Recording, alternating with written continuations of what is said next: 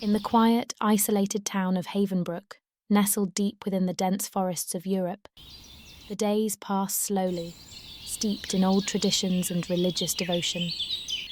The town is centred around a grand, ancient church, its towering spire reaching towards the heavens, casting long shadows over the cobblestone streets. The church has been the heart of the town for centuries, a place of worship, refuge, and perhaps something darker.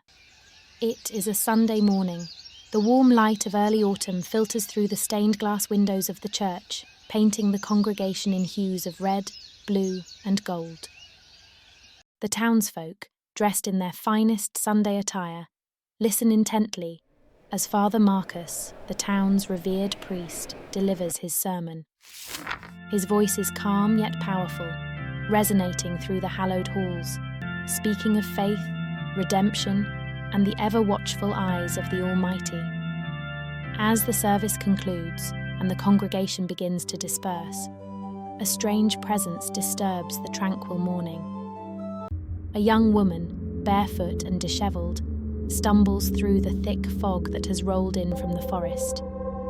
She appears out of place, her pale skin and tattered clothes contrasting sharply with the well-dressed townsfolk.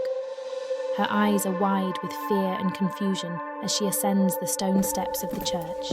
The woman collapses at the church's entrance, clutching a worn leather journal to her chest. Nurse Emily, a kind-hearted woman, rushes to her aid.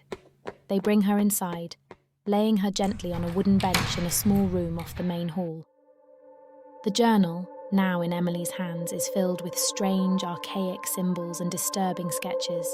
Images of the town engulfed in darkness, twisted figures lurking in the shadows, and the church itself transformed into something monstrous. As Emily examines the journal, the atmosphere in the room shifts. The air grows heavy, and a sense of dread begins to creep in. Without warning, the large wooden crucifix on the wall flips upside down with a loud, unnatural crack. The candles flicker violently, and outside the sound of crows cawing grows louder, more insistent. The supernatural has made its presence known. That night, Emily is restless. She stands outside her modest home, staring into the dense, misty forest at the edge of town.